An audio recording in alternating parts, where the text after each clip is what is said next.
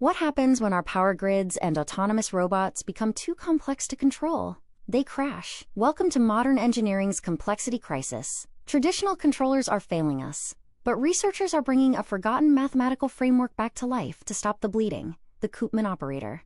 Today we're breaking down the ultimate showdown in modern physics. Will the future be saved by massive, data-hungry deep neural networks, or a radically efficient mathematical twin running on a $5 microchip? Let's untangle the chaos. Modern cyber-physical systems are accelerating into a computational brick wall.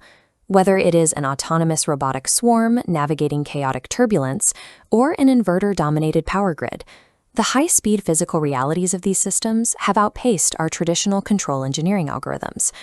To understand exactly how these legacy control models are failing, we have to look at the zero inertia crisis currently destabilizing global power infrastructures. Historically, alternating current power grids were stabilized by the sheer kinetic energy of fossil fuel and nuclear steam turbines. This captures their immense physical mass. When a sudden spike in electrical load hits the grid, the heavy spinning metal naturally resists a drop in frequency, providing a physical buffer that gives localized controllers time to react. The global transition to renewable energy replaces that spinning mass with solid-state wind and solar inverters. As seen here, solar arrays possess zero physical inertia. Without that kinetic buffer, a sudden load crash in an inverter-dominated grid causes voltage to collapse at the speed of electromagnetism. By the time a traditional proportional integral derivative, or PID, controller attempts to calculate the error between its set point and the actual voltage, the system has already crossed into localized blackouts. A PID controller is an industry-standard algorithm that relies on calculating a reactionary response to measured errors, making it inherently too slow for zero-inertia environments. Engineers realize localized, reactive mathematics can no longer govern modern machines. The speed of the hardware has exposed a terminal flaw in the software. This exact mathematical limitation is also causing catastrophic failures in autonomous robotics, specifically inside the industry-standard algorithm known as the Extended Common Filter, or EKF.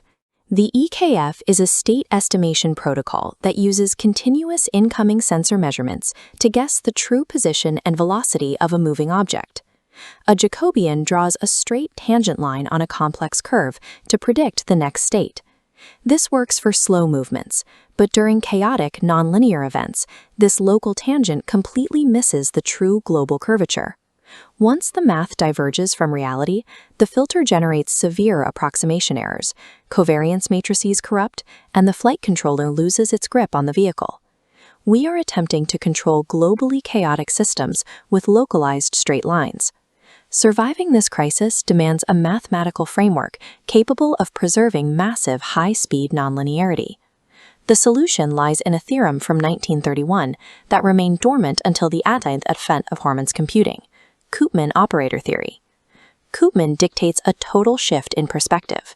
Instead of trying to directly track the highly complex physical state of a system, the theory tracks a Hilbert space of scalar-valued observable functions. This means we stop calculating the object itself and start calculating how individual measurements of the object evolve over time. By applying the Koopman operator, engineers lift a nonlinear physical dynamic into a higher dimensional space. The operator perfectly straightens the chaos into a linear representation. Because this space is strictly linear, engineers deploy standard linear algebra to exert perfect control over a physically chaotic system. However, bringing this theory out of simulation and into the real world requires solving a severe algorithmic bottleneck known as the closure issue. Modern algorithms attempt to build this infinite Koopman space using a finite, manually selected dictionary of mathematical terms. As that manual dictionary isn't mathematically closed, applying the operator generates unexplainable phantom terms that corrupt the dynamics and cause the model to crash. The defining technological race of the 2020s in control engineering is the quest to mathematically overcome this closure issue, leading to two distinct methodological paths. One school of thought relies heavily on big data. Dr. Stephen Brunton's laboratory at the University of Washington approaches the Koopman closure problem through deep learning. Rather than relying on human engineers to manually build a dictionary of mathematical terms, Brunton's framework uses the immense parameter capacity of deep neural networks to automatically learn the required coordinate transformations from massive sets of physical data. The encoder neural network on the left lifts nonlinear physical states into an expanded latent space. In the center pink box, a learned Koopman matrix advances the physics linearly. Finally, the right-side decoder network projects those variables back down, outputting highly accurate predictions. To prevent the neural network from blindly memorizing data and failing in the real world, Brunton utilizes SIND. SIND, or Sparse Identification of Nonlinear Dynamics, is an algorithm that uses penalty formulas to force the neural network to select the absolute minimum number of mathematical terms required to explain the data, stripping out bloat and ensuring the model remains interpretable. Physical safety is then enforced by mathematically boxing the neural network in with control barrier functions and robust model predictive control. Robust model predictive control is an optimization algorithm that looks ahead to simulate future trajectories, allowing the computer to aggressively steer away from worst-case scenarios before they happen. But this data-heavy philosophy carries a cost. Absolute safety guarantees force the optimization algorithms to be highly conservative, physically limiting the agility of the robot. Furthermore, discovering these dynamics require heavy, power-hungry computing hardware. Operating entirely outside of that deep learning consensus is the Bangsaen AI Research Laboratory in Thailand. They argue that the computational weight and inherent opacity of neural networks are unacceptable for critical infrastructure. Their alternative is a strictly white box architecture called the Koopman-Kalman safeguard, or KKS. It discards data-driven learning entirely in favor of deterministic, physics-informed mathematics. Instead of guessing transformations through deep learning, KKS derives the mapping analytically. Because underlying physical laws are known, Bangsaen AI bypasses neural networks entirely, mapping physics directly into a globally linear space. This allows natively integrating a standard linear common filter into the Koopman space. This solves the exact failure mode of the EKF we explored earlier. By running the filter inside the linear Koopman space, there are no destructive local Jacobians to calculate. The tangent approximations are gone. This purity allows the math to treat sensor noise strictly as noise. The filter instantly separates physical reality from sensor turbulence without degrading its internal covariance matrix. By embedding immutable physics directly into a linear manifold, the KKS guarantees a state estimation so precise that even if the system is fed a violently incorrect starting value, it snaps back to the true physical state in fractions of a second. But this raises the ultimate epistemological problem in modern engineering. In an era of degraded GPS, physical sensor burnout, and active electronic warfare, how does an autonomous system know what is actually true? The standard industry response is to add massive physical redundancy, strapping 3 or 4 identical sensors onto a vehicle. Bangsaen AI approaches this entirely through software, utilizing analytical redundancy. They run a mathematically perfect twin of the physical system in parallel. This architecture generates a parity space. The top shows erratic physical sensor data.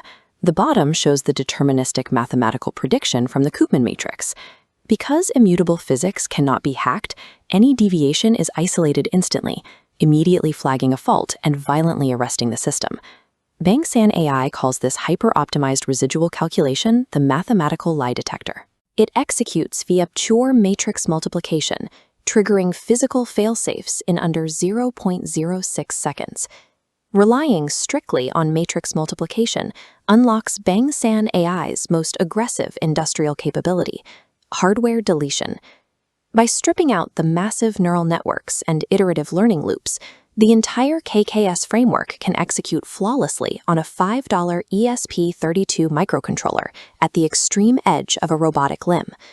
By proving that predictive global control can run on virtually free silicon, engineers can now physically delete heavy industrial PCs, vulnerable battery buffers, and redundant sensors from autonomous systems.